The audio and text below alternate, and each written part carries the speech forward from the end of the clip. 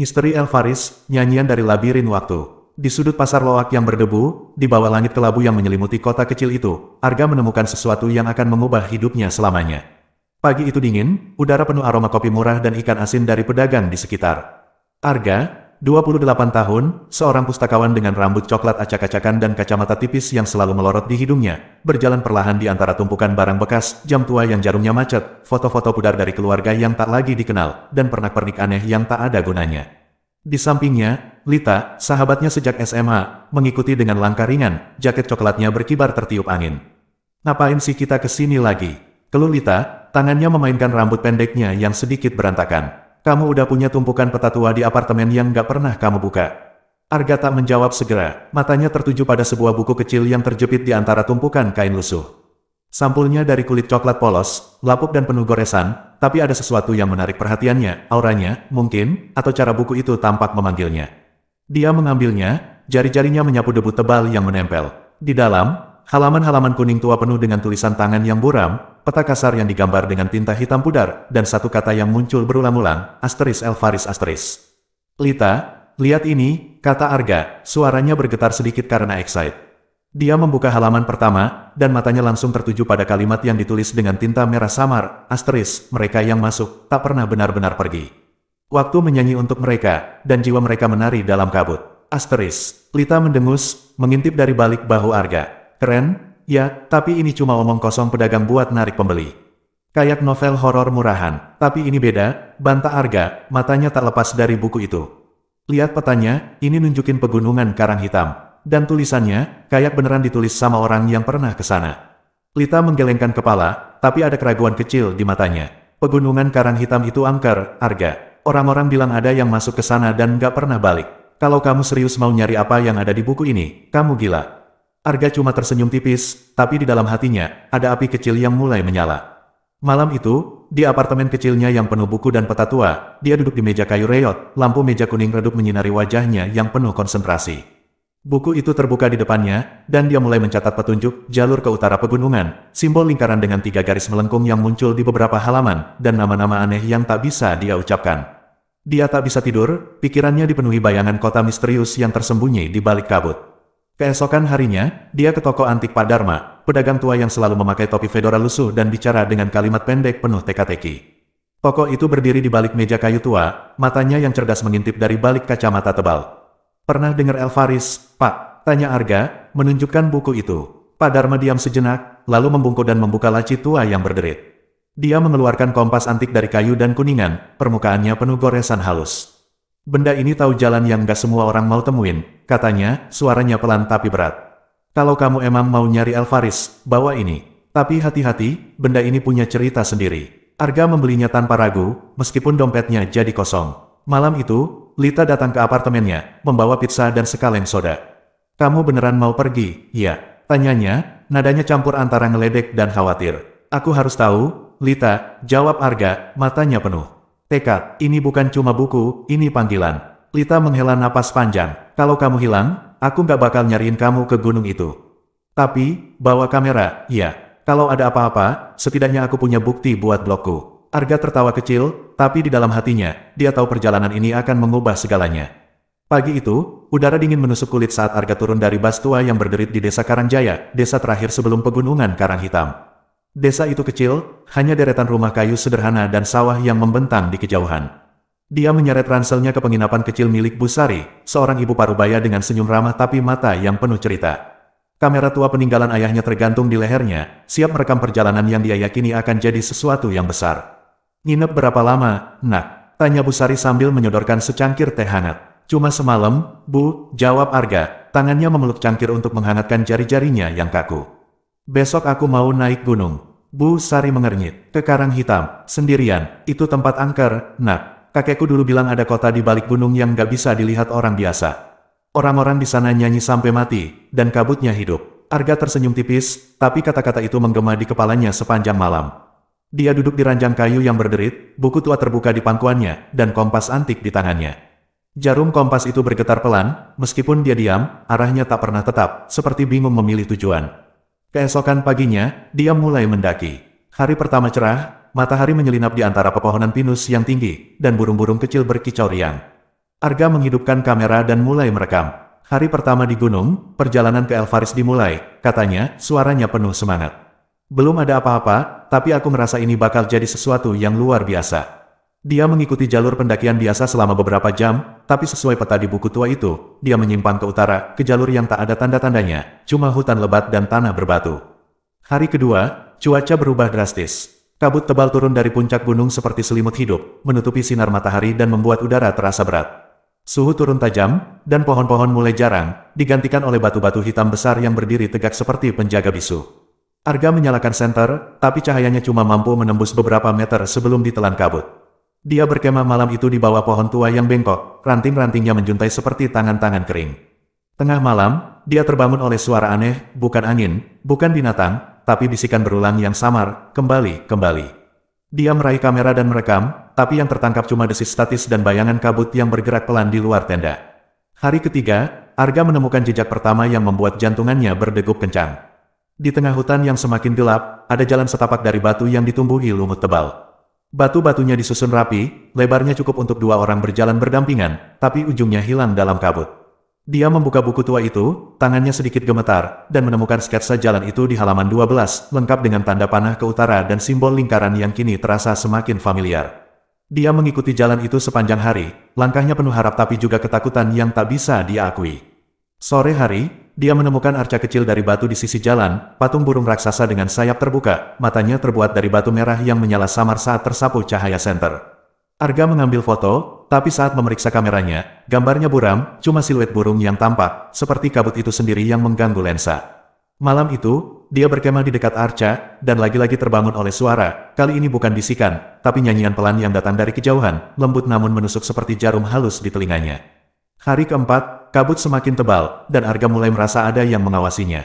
Matanya sering menangkap bayangan kecil di sudut pandangan, tapi saat dia menoleh, tak ada apa-apa selain kabut dan batu. Dia membuka buku tua itu lagi, dan menemukan catatan baru di halaman yang sebelumnya kosong, asteris, gerbang hanya terbuka untuk yang mendengar. Asteris tulisannya rapi, tinta merahnya basah, meskipun dia yakin tak ada yang menyentuh buku itu. Jantungannya berdegup lebih kencang, dan dia mulai memperhatikan suara nyanyian itu, kini lebih jelas, seperti paduan suara yang memanggilnya. Hari kelima, setelah berjam-jam berjalan di jalan setapak yang tampak tak berujung, Arga sampai di depan gerbang raksasa dari batu putih.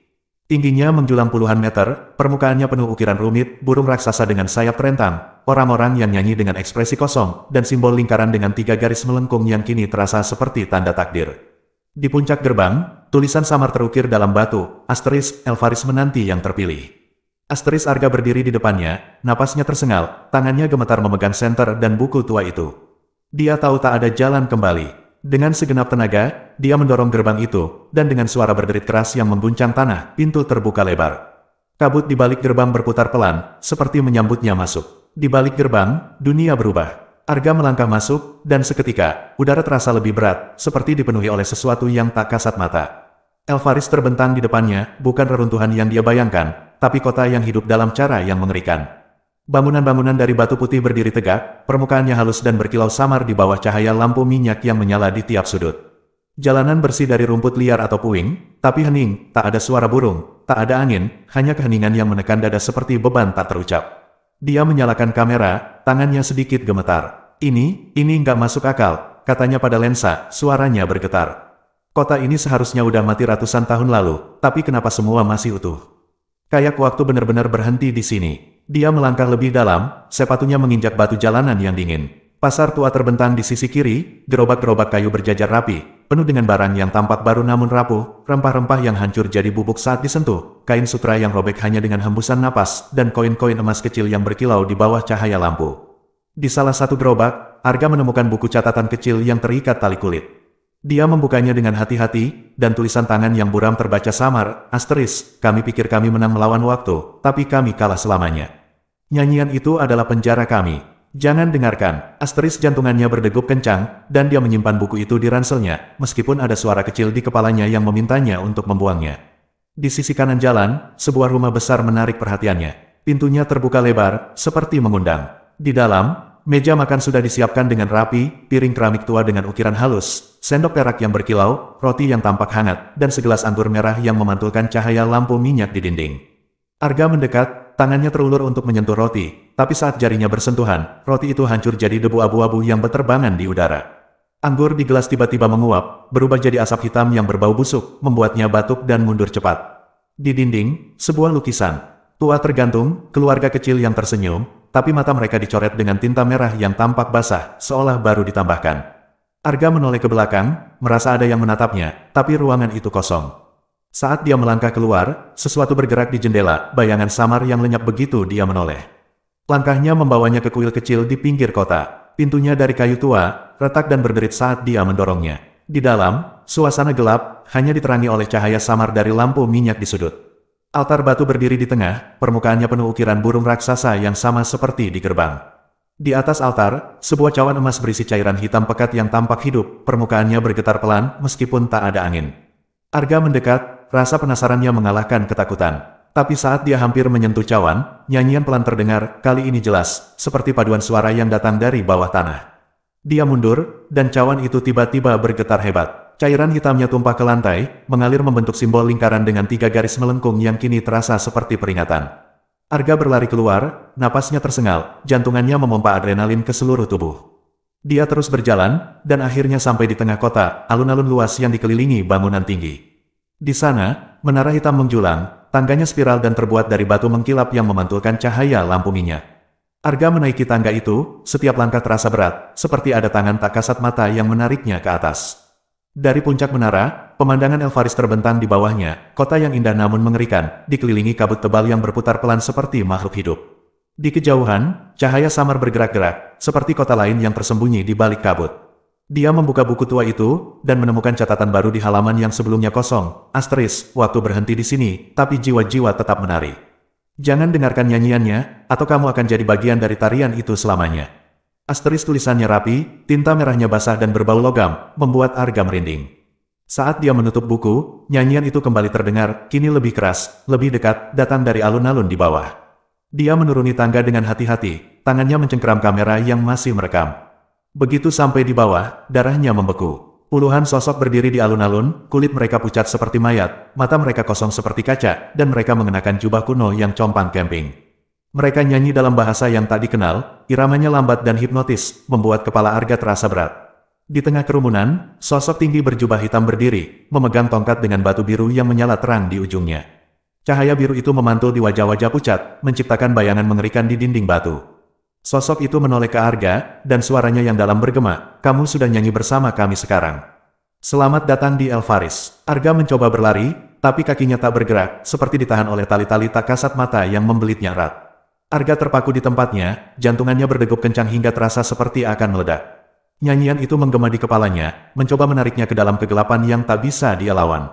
Sosok berjubah hitam melangkah mendekat, langkahnya pelan tapi penuh kekuatan, tongkatnya memancarkan cahaya biru yang semakin terang. Wajahnya akhirnya terlihat di bawah tudung, tua, sangat tua, dengan keriput dalam yang membentuk peta kesedihan dan kelelahan abadi. Matanya menyala biru samar, mencerminkan cahaya batu di tangannya. Aku penjaga Elfaris, katanya, suaranya berat dan bergema seperti guntur jauh.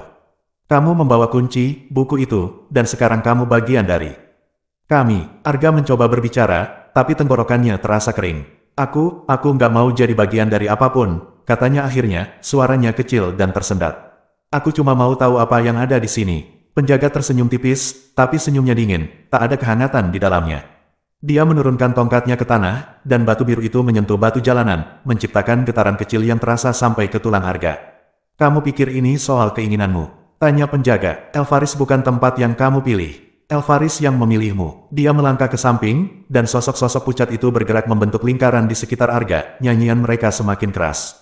Penjaga duduk di atas batu besar yang berdiri di tengah alun-alun, seperti takhta kuno yang penuh lumut. Duduklah, katanya, dan meskipun Arga tak ingin menurut, kakinya bergerak sendiri, membawanya ke batu kecil di depan penjaga. Dia duduk, tangannya mencengkeram ranselnya erat, seperti itu satu-satunya jangkar yang tersisa ke dunia nyata. Elfaris dulunya kota suci, mulai penjaga, suaranya melunak tapi tetap penuh kuasa. Kami dilindungi oleh mantra kuno yang memperlambat waktu. Orang-orang hidup panjang, damai, tanpa takut tua atau sakit. Tapi ratusan tahun lalu, kami menjadi tamak. Pemimpin kami, Feyre, menemukan batu ini, dia mengangkat tongkatnya, dan cahaya biru memenuhi alun-alun, artefak yang katanya bisa bernyanyi bersama jiwa manusia. Feyre bilang batu ini adalah kunci keabadian sejati, bukan cuma umur panjang, tapi hidup selamanya. Dia meyakinkan kami, dan kami setuju untuk melakukan ritual besar. Arga menelan ludah, matanya tak lepas dari batu biru itu. Ritual apa? Tanyanya, suaranya hampir hilang di tengah nyanyian yang tak berhenti. Penjaga menatapnya lama sebelum melanjutkan. Di alun-alun ini, kami berkumpul. Feyre memimpin, dan kami menyanyi, nyanyian yang kau dengar sekarang. Darah dikorbankan, dari hewan dulu, tapi kemudian dari kami sendiri, karena Feyre bilang itu harga yang diminta. Batu biru diletakkan di altar, dan kami menyanyikan mantra yang diajarkan oleh suara-suara dari kabut. Ritual itu berhasil, waktu berhenti total. Kami tak lagi tua, tak lagi mati. Tapi kami tak tahu ada harga lain. Jiwa kami terikat di Elfaris, tak bisa pergi, tak bisa istirahat. Kami jadi bayangan, terperangkap dalam limbo abadi, hanya bisa menyanyi dan menunggu. Arga merasa kepalanya pening. Kenapa aku? Tanyanya, suaranya mulai naik karena panik. Aku nggak minta ini. Buku itu, jawab penjaga, menunjuk ransel Arga. Bukan cuma peta, itu panggilan. Hanya yang terpilih yang bisa menemukannya, dan yang terpilih akan jadi penjaga baru. Aku sudah menjaga Elfaris selama ratusan tahun, dan aku lelah. Batu biru memilihmu, dan nyanyian itu sudah masuk ke dalam dirimu. Arga merasa ada yang bergerak di dalam dadanya, seperti denyut asing yang bukan miliknya. Nyanyian itu kini terasa lebih dekat, bukan cuma di telinga, tapi di pikirannya, di darahnya.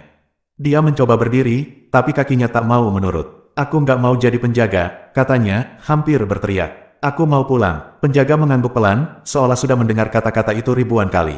Kamu punya dua pilihan, katanya. Tinggal di sini, ambil tongkat ini, dan jaga Elfaris bersama batu biru. Atau coba lari, tapi jika gagal, jiwa kamu akan nyanyi selamanya, tak hidup, tak mati, seperti mereka. Dia menunjuk sosok-sosok pucat yang masih berdiri di sekitar, mata kosong mereka menatap Arga tanpa ekspresi. Arga menunduk, pikirannya berputar cepat. Dia mengingat Lita, tawanya, pizza yang mereka bagi, janjinya untuk kembali. Dia mengingat apartemen kecilnya, buku-buku tua yang menumpuk, dan hidup sederhana yang kini terasa sangat jauh. Dengan tangan gemetar, dia merogoh ranselnya. Mengeluarkan buku tua itu, dan tanpa berpikir panjang, merobek halaman terakhir yang berisi simbol lingkaran. Kertas itu robek dengan suara keras yang memecah hening, dan seketika, nyanyian berhenti. Sosok-sosok pucat jatuh ke tanah seperti boneka yang talinya dipotong, dan penjaga berdiri, matanya menyala penuh amarah. Kamu tidak mengerti apa yang kamu lakukan. Teriaknya, suaranya mengguncang alun-alun.